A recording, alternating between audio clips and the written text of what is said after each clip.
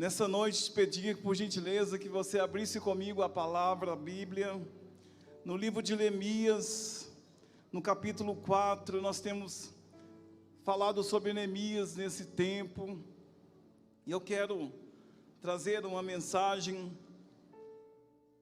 para vocês nessa noite, baseado no livro de Neemias, no capítulo 4, no verso de 1 a 3, e o tema da minha mensagem nessa noite é: chegou o tempo da reconstrução, amém? Que essa reconstrução nos atinja e entre como algo precioso em nossa vida, para que o Senhor nos dê graça, para podermos reconstruir na nossa vida aquilo que nós precisamos. Neemias, no capítulo 4, no verso 1 ao 3, diz assim: E sucedeu que, ouvindo Sambalate que edificávamos o muro, ardeu em ira, e se indignou muito, e escarneceu dos judeus, e falou na presença de seus irmãos e do exército de Samaria, e disse: Que fazem estes fracos judeus? Permitir-lhes isso? Sacrificarão? Acabá-la-ão só num só dia? Vivificarão dos montes do pó as pedras que foram queimadas? E estava com ele Tobias, o amonita, e disse: Ainda que edifiquem, vindo uma raposa, derrubará facilmente o seu muro de pedra. Feche seus olhos, Senhor. Graças nós te damos pela tua palavra, e pedimos a cada dia, Senhor, a tua graça, o teu favor. Senhor, que nesses 3 versículos nós possamos introduzir a mensagem que o Senhor tem para nós através desse texto. Fala conosco através do teu Espírito Santo, meu Deus, no nome do Senhor Jesus Cristo, amém. Pode sentar, por gentileza. Essas palavras são do nosso adversário, do inimigo do povo de Deus, que neste tempo, quando viu a reconstrução do muro, Sambalate reúne algumas pessoas, o seu exército e alguns dos seus povos, para poder dizer: o que está fazendo esses fracos judeus? Na visão de Sambalá, esses judeus estavam numa situação de fraqueza. Sambalá, ele é o governador de Samaria, e Samaria são irmãos dos judeus, mas por causa de uma briga política e religiosa, eles se separaram, e agora o povo judeu vive de um lado, de Samaria do outro. E Sambalá, governando Samaria, pode-se assim dizer que ele era um homem da casa, ele era um homem próximo, ele não vinha de outras nações, muito pelo contrário, estava ali perto, e próximo a ele morava também, estava a região dos amonitas, pela qual estava Tobias, seu amigo, aquele que estava próximo a ele, que também estava empenhando forças junto com Sambalá, para poder reprovar de uma vez por todas a reconstrução dos muros de Jerusalém.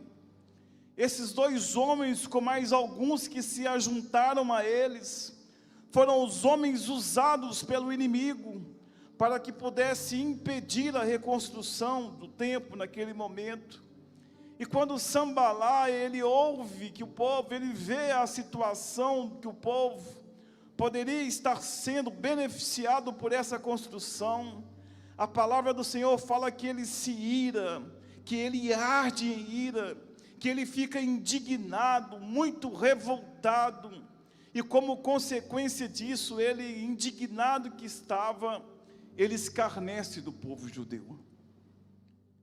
E quando ele começa a escarnecer do povo judeu, ele reúne o seu povo, aqueles que estavam com ele, e ele faz uma pergunta para aquele povo que estava próximo a ele ali, dizendo: o que estão fazendo esses fracos judeus? E essa palavra soou como que um dever de resposta para aqueles amigos que estavam com ele, que estavam ali, junto com ele nesse propósito de destruir as coisas que Deus estava fazendo. Mas quando Sanbalat viu que as coisas estavam acontecendo, ele perguntou para Tobias, e Tobias respondeu: olha, ainda que eles consigam reconstruir os muros, ainda que eles consigam levantar os muros, não fique preocupado, Sanbalat, porque a conta de vir uma raposa, um animal pequeno, um animal de pequeno porte, só de ele encostar no muro, esses muros vão cair, porque no entendimento de Tobias, aquele muro não estava sendo bem feito. O inimigo então se reúne para poder dizer: não era bom que construísse, mas se construir não vai resolver de nada, porque qualquer movimento que tiver, o que está sendo construído, ele vai cair. E o que me assusta nesse texto é como que Sanbalat sentia a fraqueza do povo judeu.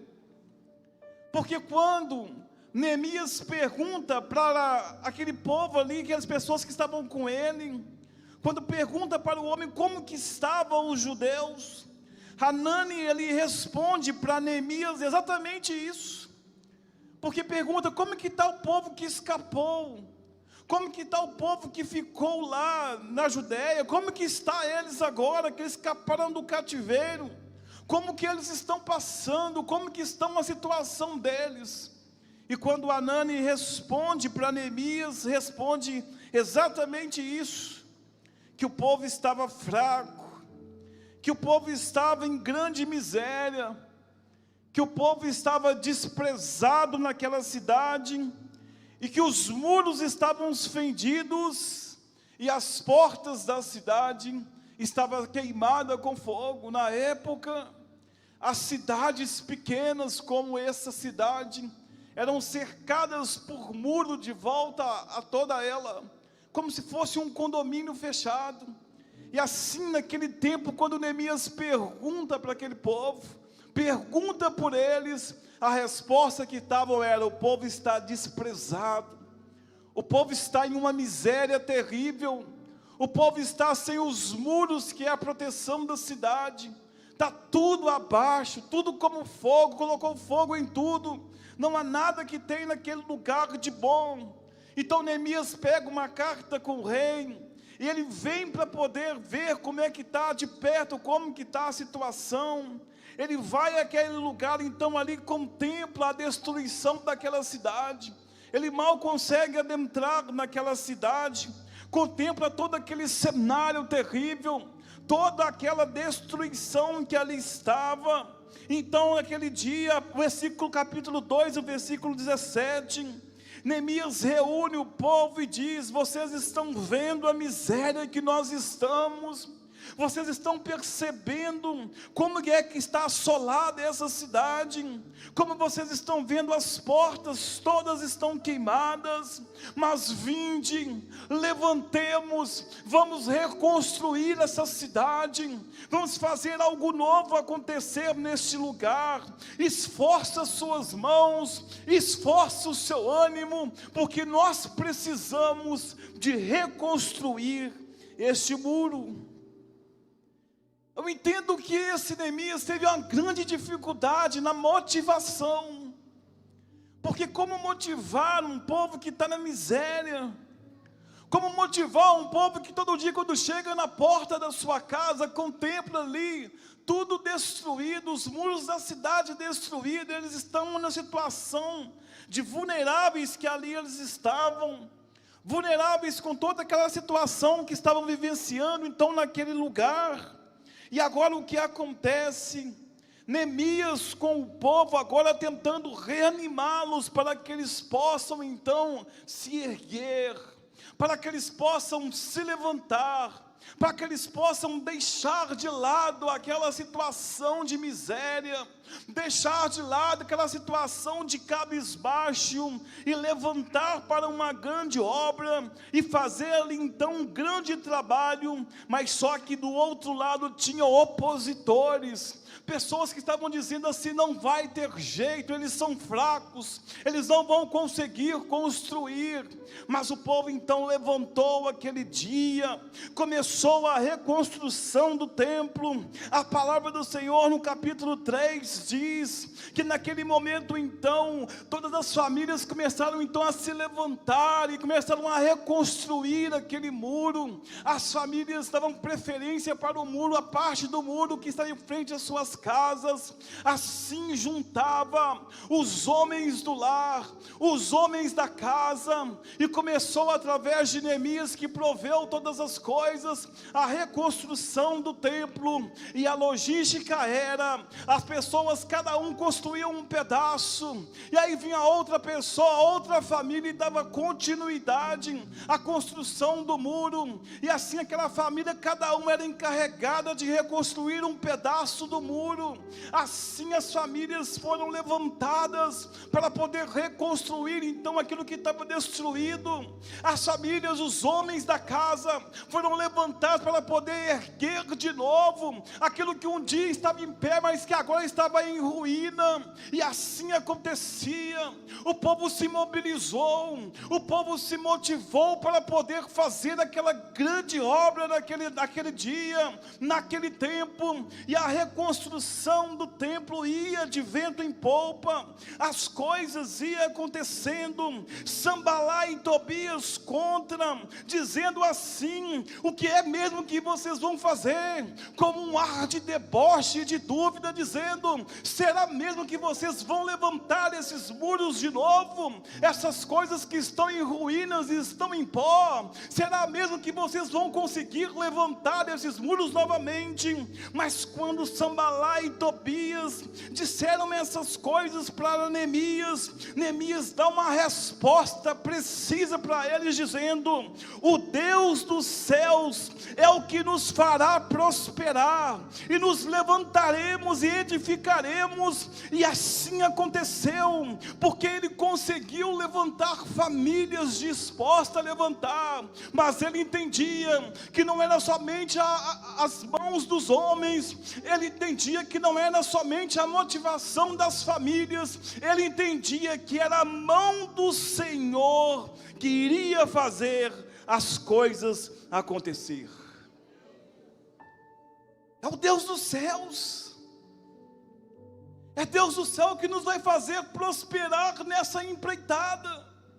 A resposta pronta que Neemias tinha para Sanbalá e Tobias naquele dia era essa: não, vocês estão achando que é com a nossa força, vocês estão achando que é os nossos braços é que vão fazer. Não é somente os nossos braços, há um Deus no céu que vai fazer nós prosperarmos. Há um Deus que aparece que não está conosco mais, há um Deus que deixou essas coisas acontecer, que permitiu que acontecesse, mas Ele ainda é conosco.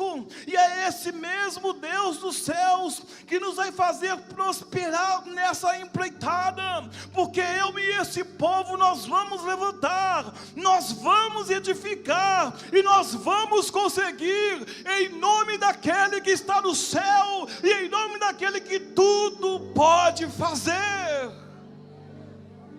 O que Neemias disse aquele dia foi para levantar as famílias aonde eles estavam, e assim começaram a reconstrução, e assim começaram as coisas a acontecer favoravelmente. O povo animado, sabendo que as coisas iriam dar certo, mas em dado momento, naquele momento assim, as famílias estavam comprometidas naquele dia, os homens estavam comprometidos naquele dia, porque isso era serviço braçal de homem, eram os homens da casa que deveriam carregar as madeiras, carregar as pedras, levantar os muros de novo. Mas a palavra do Senhor fala que tinha uma família família com muito mais comprometida do que alguns, porque nessa família a palavra nos diz que as filhas, elas foram para o trabalho também. O que acontece no capítulo 3, no versículo 12, é que há um homem que, pelo que eu percebo no texto,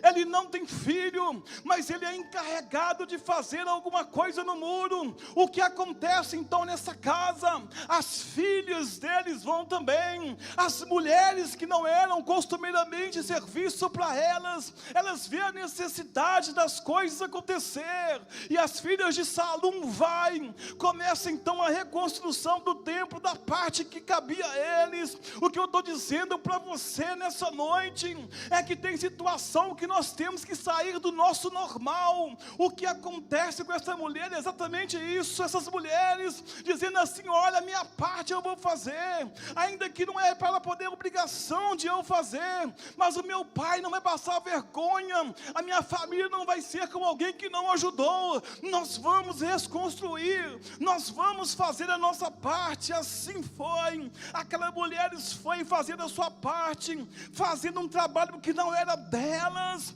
mas mesmo assim Sanbalate vendo, percebendo o movimento, percebendo a motivação de todos acontecendo, as famílias se esforçando, todo mundo fazendo, mas quando ele percebe que o povo está fazendo, ele se preocupa aonde ele diz assim: aonde que esse povo fraco está achando que eles vão?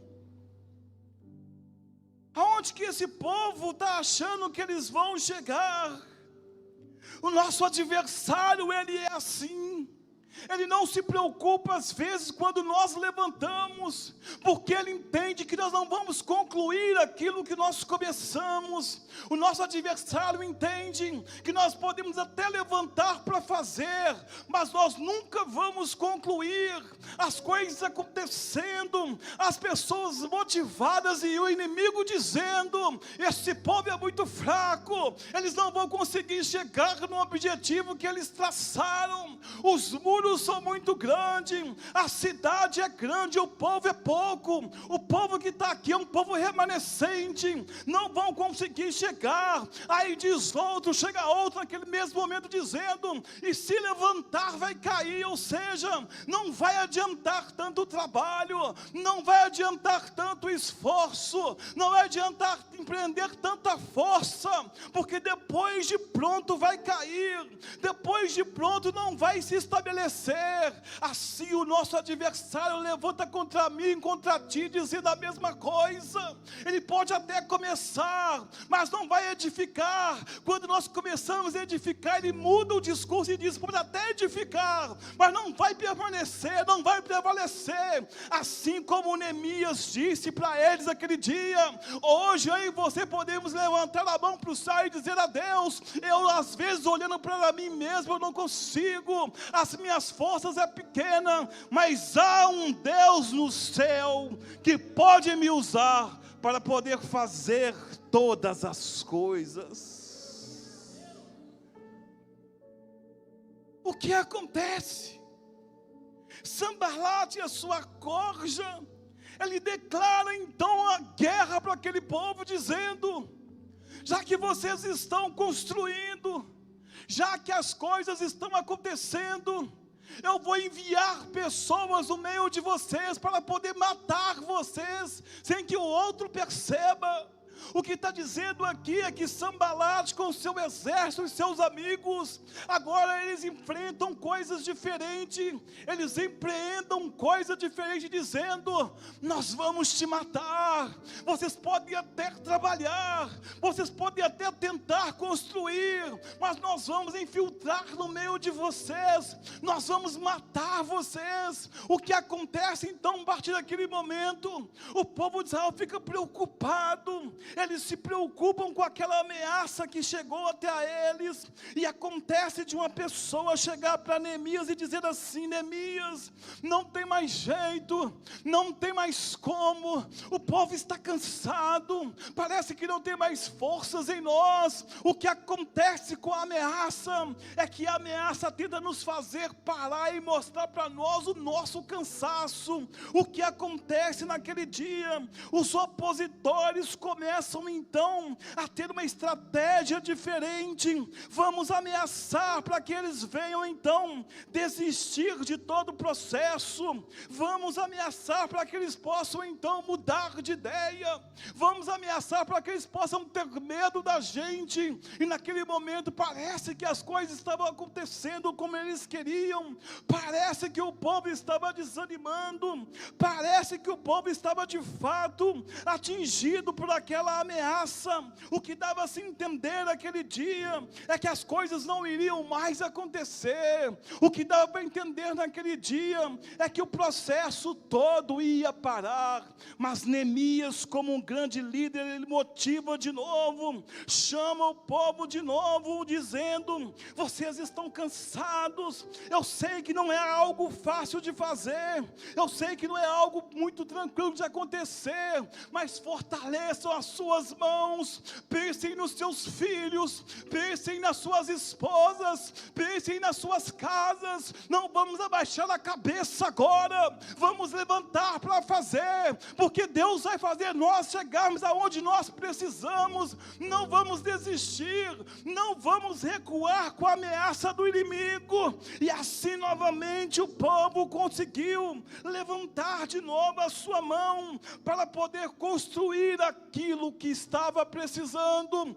O povo reedificando os muros novamente, cansados e agora sob forte ameaça.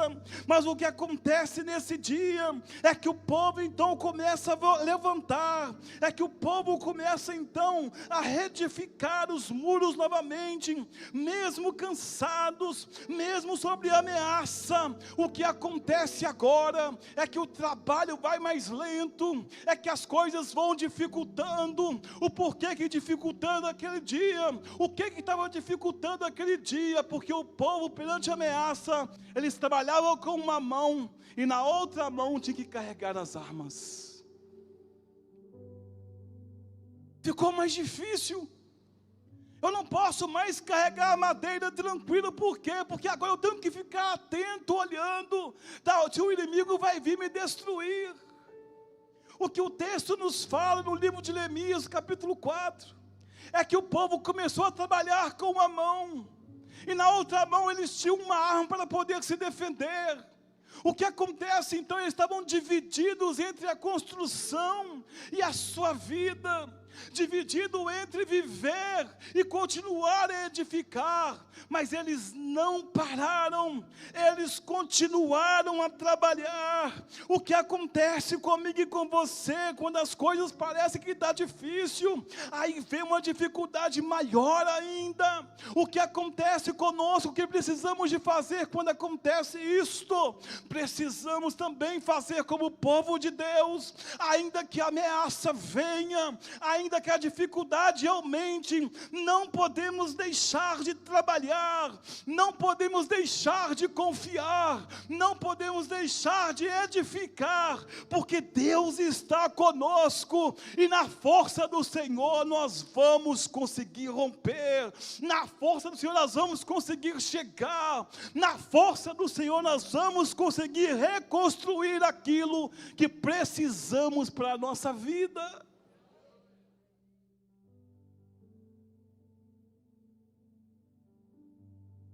Aí nós perguntamos para nós nessa noite: o que precisa na minha vida ser reconstruído hoje? O que precisa? Será que é meu casamento que precisa ser hoje reconstruído? Será que é a minha vida no trabalho, meus colegas de trabalho? O que precisa ser reconstruído hoje? É a minha vida financeira que está mal, está indo de mal a pior. Será que é isso que precisa ser reconstruído na minha vida? Na realidade, são muitas coisas que precisam ser reconstruídas em nossa vida. O que acontece em nossa vida aqui, às vezes o inimigo ele vem para poder fazer-nos parar. O inimigo vem para podermos fazermos, para nós não venhamos chegar ao nosso objetivo. O inimigo ele entra não querendo que nós reconstruímos as coisas em nossa vida. O que nós precisamos hoje reconstruir? Os muros de Jerusalém eles representam no texto a nossa proteção, a nossa segurança. Os muros representam o que precisa ser reconstruído hoje em nossa vida. Sambalat e Tobias são os opositores, aqueles que nos chamam de fraco, aqueles que dizem para nós que as coisas não vão dar certo, aqueles que estão sempre dizendo, olha, não vai acontecer, aqueles que estão sempre julgando nós para trás em suas palavras, são os opositores, que nós estamos lidando com ele diariamente. Em todo o cenário que nós estão lá eles dizendo, vocês não vão conseguir construir, você não vai conseguir economizar dinheiro, você não vai conseguir educar os seus filhos corretamente, você não vai conseguir levantar aquela casa que você tanto quer, você não vai conseguir aquela reforma que você tanto precisa, você não vai comprar aquele carro que você quer comprar, você não vai trocar o seu carro por outro, você não vai fazer essas coisas, você não vai ser feliz com esse homem, com esta mulher. Assim há opositores em nossa vida, dizendo o tempo todo em nossa vida, dizendo que nós não vamos conseguir fazer, e se conseguirmos fazer aquelas coisas que nós fizermos, não vai dar certo. Opositores que estão o tempo todo dizendo isso para nós. E Neemias e o rei são os facilitadores, são os motivadores, aqueles que te dão força e ânimo para poder você chegar aonde você precisa. Deus sempre levanta pessoas assim, que estão ao seu lado quando você precisa, que sempre te dá uma palavra de Deus quando você precisa, que estão orando pela sua vida para que você possa conquistar o seu objetivo. Deus levanta pessoas também que te ajudam a chegar aonde você quer chegar. Deus levanta muitas pessoas que você nem sabe, mas estão de joelhos dobrados de madrugada, orando pela sua vida. Pessoas que talvez você nem conheça, mas está lá pedindo, Deus tenha misericórdia da igreja, Deus tenha misericórdia dos irmãos, Deus faça com que o sonho dos irmãos se realizem. Reconstrua, meu Pai, casamentos, reconstrua, Senhor, vida financeira daquela igreja. Pessoas que estão beneficiando você o tempo inteiro, ajudando você o tempo inteiro. Neemias e o rei representam essas pessoas que te impulsionam a prosseguir. Deus sempre vai levantar pessoas para te impulsionar a você a chegar aonde você precisa, irmãos. Gente que talvez você nem conheça, gente que talvez você nem saiba o nome. Será que nesse texto nós não somos alguém do povo que estava assim, fraco, se sentindo desprezado e humilhado? Será que essas pessoas não nos representam nesse texto? Será que nós também não estávamos cabisbaixo com alguma situação que estava acontecendo em nossa vida? Será que também nós não estávamos entregues a ruínas que aconteceram em nossa vida? Será que nós também, como esse povo judeu, quando chega do lado de fora da casa e contempla as coisas, não vê ruínas, não vê as coisas ruins que estão acontecendo? Parece que o nosso olhar se volta para aquilo que é ruim, a gente consegue enxergar somente aquilo que é derrota em nossa vida. Começamos a perder o sono por causa dos pensamentos que vemos, coisas em ruínas que estão acontecendo para nós. As filhas de Salom no texto representam que nós precisamos fazer como elas, de fazer coisas que estão fora do nosso costume, de imprimir força diferente, de fazer algo que nós nunca fizemos. Talvez o que falta para nós hoje é ir mais além um pouco, é esforçar um pouco mais, é fazer algo a mais que o nosso normal. Talvez nós estamos em nosso normal, estamos no nosso ritmo normal, mas o que essas mulheres ensinam para mim no texto hoje, é que podemos fazer algo diferente, podemos imprimir força diferente, podemos ter estratégia diferente, para que a nossa parte venha a ser feita. O que essas mulheres fizeram no texto ali é: eu vou fazer a minha parte, a parte que cabe minha família, a parte que cabe meu pai. Talvez nós estamos muito no normal, muito no simples, e há hoje o Deus que diz para nós nessa noite: quer construir, quer ver as coisas acabadas, quer ver as coisas acontecendo, faça mais que o seu normal, faça mais aquilo que você costuma fazer, vá além das suas forças, reconstrua algo que você nunca reconstruiu, ainda que você não é obrigado a fazer, faça algo diferente, vai além daquilo que você costuma ir. A gente tem o hábito de fazer somente aquilo que é costumeiro. Acostumamos a orar 10 minutos, e quando chegam os 10 minutos, nós dizemos assim: não chega. Já bati a minha cota de oração hoje. Já orei 10 minutos. Todo dia eu oro 10 minutos. E eu não quero orar mais. Eu não posso chegar nos 15. Porque a minha cota, eu sei, eu passo, é 10 minutos. Talvez a pessoa tenha hábito de jejuar uma vez na semana. O Espírito Santo comove ela a jejuar 2, 3, ela fala assim: não, eu tenho que tomar meu café, eu tenho que comer, eu tenho que beber, porque o meu jejum é uma vez na semana só. Eu tenho esse hábito, esse costume desde quando eu converti, é uma vez na semana. E o Deus está dizendo assim: não, faz mais, vai além, faz igual as filhas de Salum, faz mais do que você costuma fazer, ore mais do que você costuma orar, jejue mais do que você costuma jejuar, faça mais do que você costuma fazer, para que a reconstrução em sua vida aconteça por completo. Às vezes eu e você vamos ter que fazer muito mais do que nós estamos fazendo.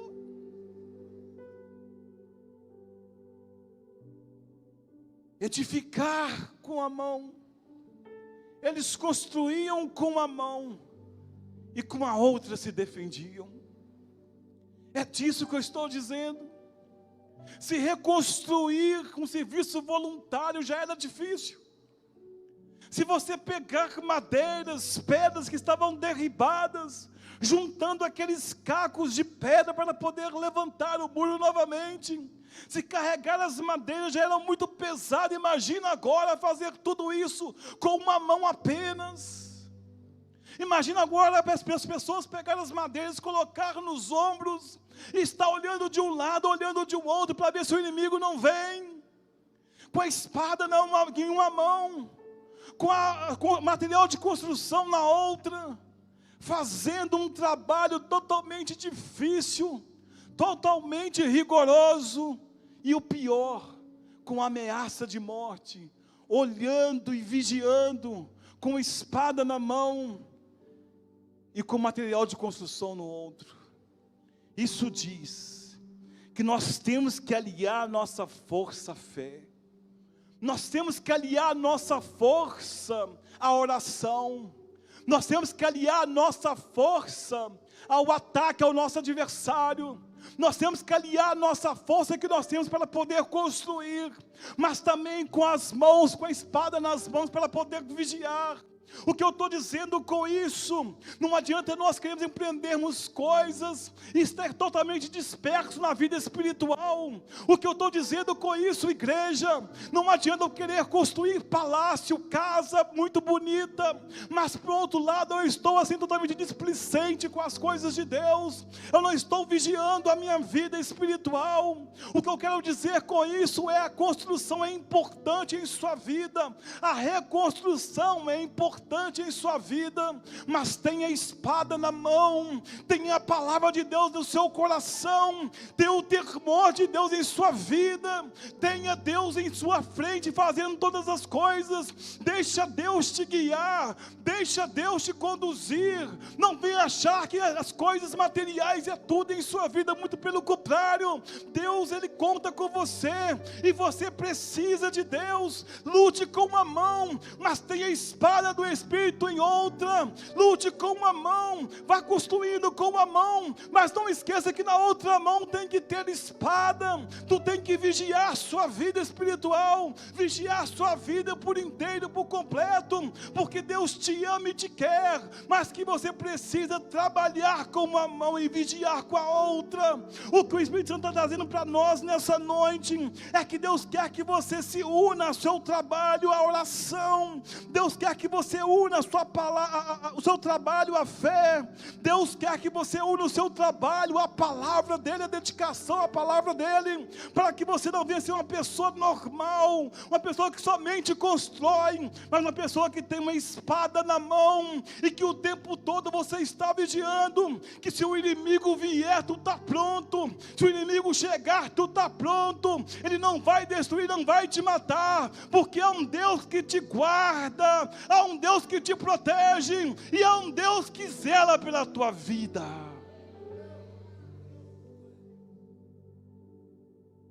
O que Sanballat e Tobias queria era fazer o povo desistir de tudo. O inimigo diz: é fraco, não vai construir, não vai conseguir. Talvez aquele povo estivesse ali sim, fraco, e o adversário em todo o tempo te lembra da sua fraqueza, dizendo: você é fraco. Nos piores dias de nossa vida, quando nós estamos ali quase desistindo, Ele chega e diz: você é fraco. Quando nós estamos na tribulação terrível, Ele chega e diz: você é fraco. Quando parece que oramos e as coisas não acontecem, Ele sempre chega e diz: você é fraco. Mas a palavra do Senhor diz em Joel, no capítulo 3, no versículo 10: forjem seus arados, fazendo deles espadas, e de suas foices façam lanças, e diga ao fraco: eu sou forte. O que o Senhor está dizendo para nós essa noite é: ainda que tenha fraco em nosso meio, ainda que nós hoje entramos nessa porta nos sentindo pessoas fracas, ainda que o nosso adversário fale assim: você é fraco, ainda que o pai diga: você é fraco, ainda que o marido diz: você é fraca, a esposa fala: você é fraco, o inimigo fala: você é fraco, Deus fala: diga ao fraco: eu sou forte.